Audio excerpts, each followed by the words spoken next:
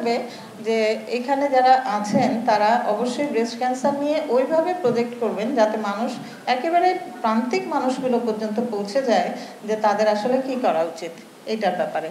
আচ্ছা, 25% হলো আমাদের এখানে, দেখেন এখানে 15%, এটা ইসোফেগাস হচ্ছে বলছে, এটা আমাদের দেশে গ্লোবোক্যানের, মানে আমাদের দেশে তো আসলে পরিসংখ্যান ভিত্তিক কাজগুলো কম থাকে, ওরা বলে যে ইসোফেগাস সবচেয়ে বেশি। যাই হোক, 15% হচ্ছে ব্রেস্ট ক্যান্সার। ওকে,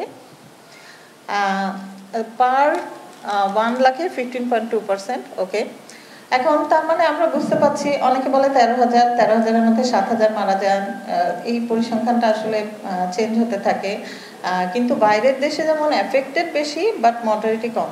ওই যে খুব ছোট্ট অবস্থায় তারা অপারেশন করে ফেলে এবং কেউ চিন্তাই করে না যে আমি মারা যাবো, ব্রেস্ট ক্যান্সারে মারা যাবো, এটা তাদের মাথায় থাকে না। এবং সবাই কিন্তু ব্রেস্ট রেখে অপারেশন করেন, কেউ বলেনও না যে ব্রেস্ট ফেলে দেবেন, ঠিক আছে? কারণ এত আর্লি ডিটেকশন হয় যে ওনারা ব্রেস্ট ক্যান্সারে মারা যাবো এই কনসেপশনটাই ওনাদের নাই। জাস্ট রিভার্স হচ্ছে আমাদের দেশে, আমরা চিন্তা করি কি যে ব্রেস্ট ক্যান্সার হয়েছে আমরা মারা যাবো। নো, আপনি যদি খুব আর্লি স্টেজে আসেন আপনাকে কনসিয়াস হতে হবে, ঠিক আছে? তাহলে আপনি আসলে মারা যাওয়াটাও প্রিভেন্ট করতে পারবেন। টানা তৃতীয়বার অর্জন করেছে দেশের সেরা সুপার ব্র্যান্ড স্বীকৃতি বসুন্ধরা টিস্যু। এখানে বলছে যে 40% আমরা লাইফস্টাইল চেঞ্জ করে প্রিভেন্ট করতে পারি, যে কথাটা আমি আপনাদের সাথে শেয়ার করছিলাম। আচ্ছা, রিস্ক ফ্যাক্টর কি কি দেখেন, এখানে রিস্ক ফ্যাক্টরের মধ্যে বলেছে জেন্ডার। আমি মহিলা, ঠিক আছে? আপনি তো বলতে পারবেন না আমি পুরুষ, নাকি পারবেন? আমি মহিলা, আমি মহিলাই, ঠিক আছে? এটা আমাকে মানতে হবে যে আমি মহিলা, আমার স্তন ক্যান্সার হবে এবং স্তন ক্যান্সার হতে পারে, এটা রিস্ক আছে, এবং আমি মহিলা বলেই হবে।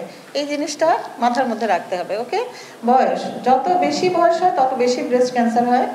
আর হলো আর্লি মেনস্ট্রেশন, এখানে দেখেন বিফোর দ্য এজ অফ 12 যদি আর্লি মেনস্ট্রেশন হয়, লেট মেনোপজ, এটা কিন্তু বইয়ের কথা, যদি মেনোপজটা অনেক লেটে হয়, তারপরে প্রথম বেবি যদি আপনি 30 বছরের বেশি নেন। এখন কিন্তু দেখা যাচ্ছে যে এডুকেটেড পারসন যারা, তারা 30 না 35-এর পরে বাচ্চা নিচ্ছেন।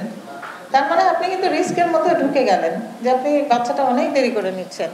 তারপরে কি, no history of breast feeding, এটাও কিন্তু আইদার আমি করাতে পারছি না, অথবা আমি জবে থাকছি, অথবা আমার অন্যান্য কোনো ফ্যাক্টর কাজ করছে যার জন্য আমরা ব্রেস্ট ফিডিং করাচ্ছি না বা করাতে পারছি না।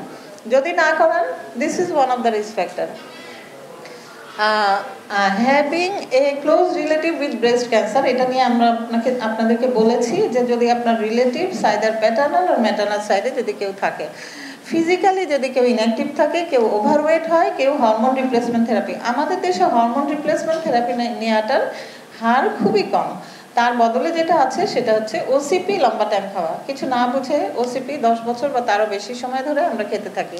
এই জিনিসটা আসলে এস্ট্রোজেন স্টিমুলেশন করে এবং যার জন্য ক্যান্সার হয়।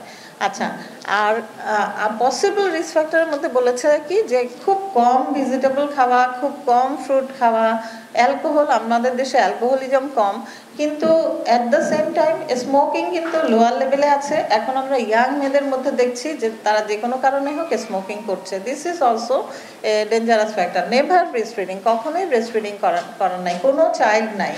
এগুলো যদি হয় ইউজিং বার্থ কন্ট্রোল পিল, এগুলো হলো গিয়ে রিস্ক ফ্যাক্টর।